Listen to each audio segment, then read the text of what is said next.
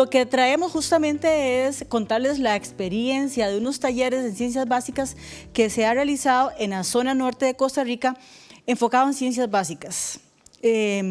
Por ser parte del objetivo era incentivar a los estudiantes de los liceos rurales de la región Huetar Norte, específicamente décimos y undécimos, a continuar estudiando una carrera universitaria, lo que fuera, y ojalá estén, porque es el área de nosotros, y eso es lo que va enfocado este taller. Tenemos otros enfocados a inglés o más en matemáticas, pero en este caso, en particular, en ciencias básicas.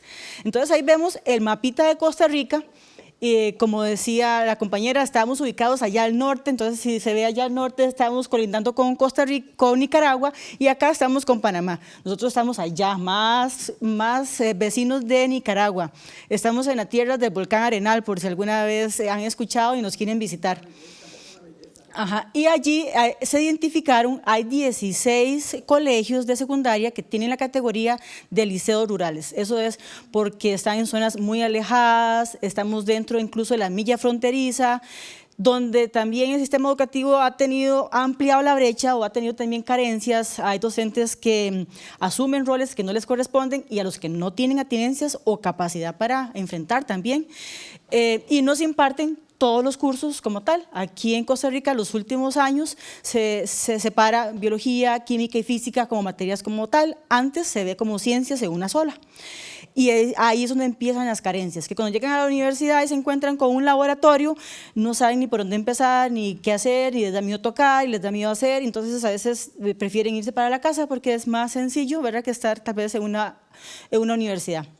Entonces, nos enfocamos en los 16 liceos rurales que corresponden a nuestra área geográfica, y ahí es un proyecto que está en marcha y ahí empezamos a visitarlos uno por uno, enfocados en biología, donde realizamos prácticas de fotosíntesis, de química, que se trabajó con coloides, y en física en tiempos de reacción. Entonces aquí hicieron mediciones, algo muy simple, muy sencillo, porque eso nos ameritaba un montón de horas de traslado y llevar equipo que a veces no sobrevivía al viaje porque las carreteras estaban muy malas y a veces no llegaba tal cual lo habíamos llevado. Entonces cosas que se ocuparan ni muchas herramientas, ni muchos instrumentos, ni mucho equipo, sino que pudiéramos llevarle ciencia que fuera accesible. Bueno, con este proyecto, a los que estuvieron en los talleres de ayer en la tarde les comenté un poco. Fue una experiencia sumamente gratificante para mí conocer a estos chicos, ver las carencias que tenían, y ahí lo que vimos es que sí, el 85% de ellos dicen, sí quisiera estudiar, pero ¿qué era lo que decían? Es que cómo voy a encontrar dónde vivir, cómo voy a pagar, con qué voy a comer, mi familia y el sustento que tienen, ¿verdad?, apenas les alcanza, y en esos colegios también, muchos de ellos, las únicas comidas que a veces tenían en el día era su desayuno y su almuerzo, ¿verdad?, que les daban ahí. Y entonces era presentarles eso, que tengan esa opción y que vean de que tienen la oportunidad de estudiar en cualquier universidad y que podían mejorar sus condiciones. Empezábamos todos los talleres con una actividad como para conocerlos, de que ellos dijeran qué es lo que quiero, qué sueños, cómo me veo en tantos años, y que ellos empezaran a ver y se empezaban a enfrentar, y después yo les preguntaba y trataba de hacer como un compendio de las cosas que decían, y después verlos trabajando, por ejemplo, con lo de los coloides, yo ahí tratando de explicarles y no poniéndoles tantos términos químicos, ¿verdad? Pero bueno, agarren esto, mezclen esto. Ellos encantados, y lo que hicimos fue un alcohol en gel. Y dijimos, vean, alcohol en gel que fue tan importante en la pandemia, lo podemos hacer con esta cantidad de productos, con ese tipo de cosas, y no lo podemos llevar. Rapidito les consiguieron un tarrito y todos se lo querían llevar, buscaron dónde echarlo y veían la utilidad que tienen todo ese tipo de cosas. También algo que veíamos ahí es que, por ejemplo, 3% de ellos ni siquiera van a intentarlo, porque ellos decían, es que no voy a entrar. Aquí sí tenemos universidades que hacen examen de admisión, como decía el compañero de México, y tenemos, en el caso de nosotros de la UTN, no tenemos examen.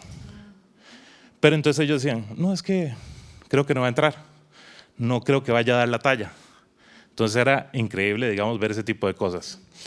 Sí, como dijo la compañera, nos enfocamos en química, física y biología, pero en los instrumentos que les pasábamos era ver también qué otros cursos. Mencionaban obviamente el temor de la matemática, que no está la compañera chilena que solo mencionara los problemas de matemática. El inglés también, que era una barrera para ellos. Y también lo importante, como dijo la compañera, que estábamos muy cerca de Nicaragua, gran parte de la población son migrantes. Viven en Nicaragua, cruzan, caminan un montón de horas, llegan, toman un autobús, llegan a otro lugar y de ese lugar otro autobús para llegar al colegio a las 7 de la mañana. Sí, entonces uno los veía y donde contaban de todo el viaje que se tomaban y después de regreso, ¿verdad? Y les quedaba más fácil venir aquí a Costa Rica que tratar de acercarse a un colegio, digamos, en Nicaragua. Entonces, en realidad sí es un proyecto que ha seguido y ayer a los que estaban les decía que lamentablemente, bueno, ya no estoy ahí, pero sí es algo como muy importante ver ese apoyo y lo que se ha dicho muchas veces durante este congreso de la importancia de las universidades en las zonas rurales. ¿Qué es el impacto que podemos tener? ¿Cómo podemos motivar a los chicos de que vean de que pueden seguir estudiando y que hay opciones?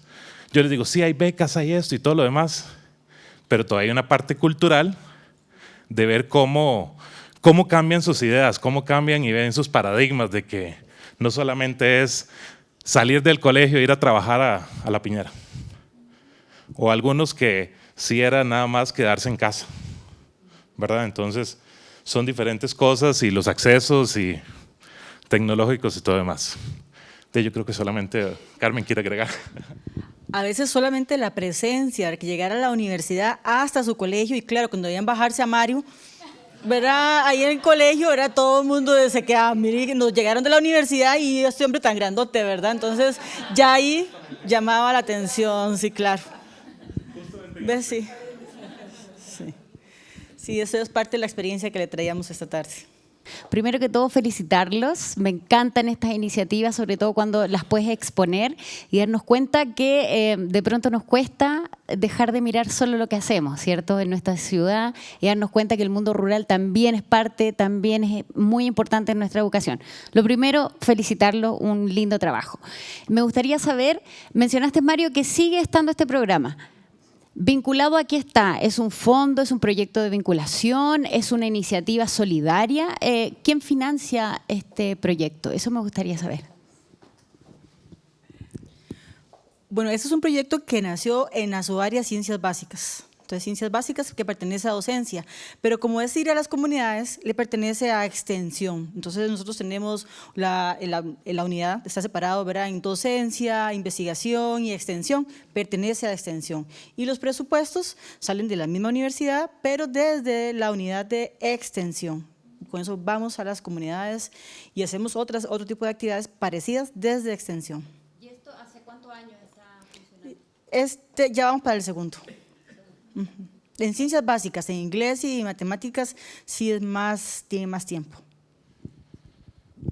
Inclusive aportando lo que dice la compañera, se trató en su momento de presentarlo al alcalde de la zona, a un diputado, ¿verdad? Como para que también buscar apoyo de otras personas, porque en serio, si ustedes ven esas fotos, ahí da lástima ver las sillas en las que esos chicos llegaban a sentarse a recibir clases. Yo me senté en una de esas y yo quisiera haber tenido como plata y traer en el cajón que llegaba sillas y todo tipo de cosas. Y profesores que hacían de lo que no tenían, pizarras que que daban lástima. Había uno que se traía como cositas que encontraba de química, equipos, y los tenía ahí todos en una esquinita para enseñarles a los chicos. Y en ese colegio que estaba señalando la foto, ellos dicen, es que nadie nos visita. Llegamos a anotarnos en el registro de visitas, una visita en no sé cuántos años. Llegamos nosotros y entonces era tomarse la foto porque llegamos. Fuimos como en 15 días y éramos yo firmando debajo otra vez de mi nombre. Nadie los visitaba. Entonces, sí, lo que uno quisiera es que continuara, o sea, darles el seguimiento y yo hasta pensaría de ver esos chicos y tal vez en unos años, o bueno, uno sería el próximo año tal vez, verlos ahí matriculados en alguna carrera Y que yo, mira, profe, ¿se acuerda cuando fue a mi colegio? Algo así. Pero ahí, toca esperar.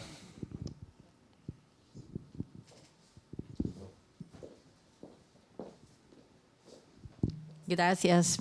No soy de una universidad, yo soy Patricia Taborda, mi empresa es Taborda Positivo y bueno, por supuesto felicitarlos. A mí me encantan todas estas iniciativas con jóvenes porque son el futuro.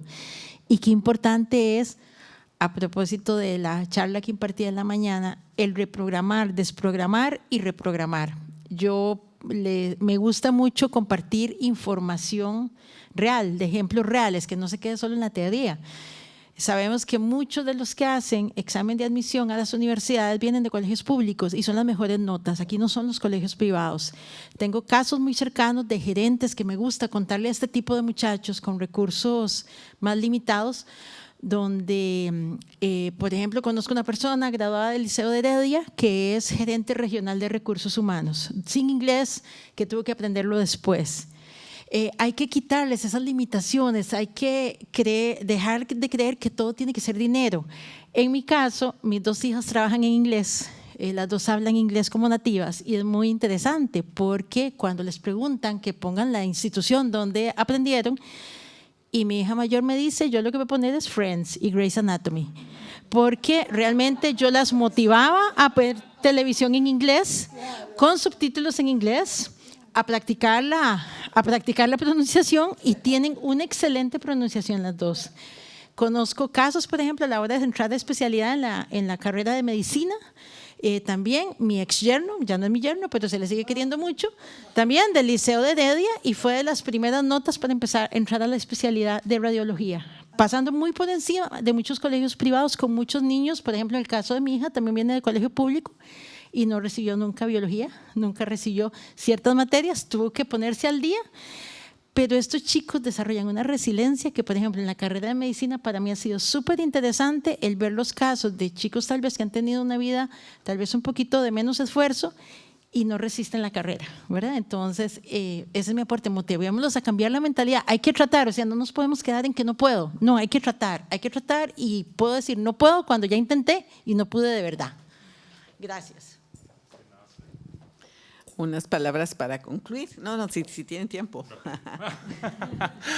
Sí, eso que dice usted es muy importante y como les decía yo, esa actividad que hice al inicio siempre con todos los chicos, de uno trata de ver cómo encontrar las palabras para que vean que hay más cosas. Porque yo lo que decía es yo desearía venir después de un tiempo, volverles a hacer esa misma actividad y ver si ha cambiado. Y que vean eso, pero habían otros que no se querían abrir, digamos, a compartir, a ver, decir qué es lo que sueñan, qué es lo que quieren. Pero sí cuesta, y es todo un proceso, digamos, de cambio. Lo hablamos muchas veces con los orientadores de los colegios, lo que ellos enfrentan. Y sí había algunos que ya estaban, no, es que las familias de ellos, que vienen de acá, y no, ellos no van a estudiar. Y uno dice, no hay que perder. Y voy a comentar algo. El esposo de una compañera de nosotros que acaba de entrar, él es justamente de este colegio que señalé, de los chicos. Él estuvo en ese colegio, se le llama una telesecundaria, que ya quedan muy pocas. Eso es como un colegio donde les ponían casi un televisor inicialmente y les ponían las clases grabadas y así iban. Y eran a veces chicos de todos los niveles juntos. Y solo tienen un aula y ahí están todos. Y este compañero decía, sí, mi esposo salió de ese colegio. Y uno dice, él sería también a veces de llevarlo para que les hable y les diga, vea cómo está, y es ingeniero químico, colega, y digamos, se puede, ¿verdad? Y lo de Friends, yo también. Incluso si me permiten aportar así rapidísimo, como les comenté, di talleres en la cárcel. Tengo un exalumno que estudió administración gracias a la UNED y estudió también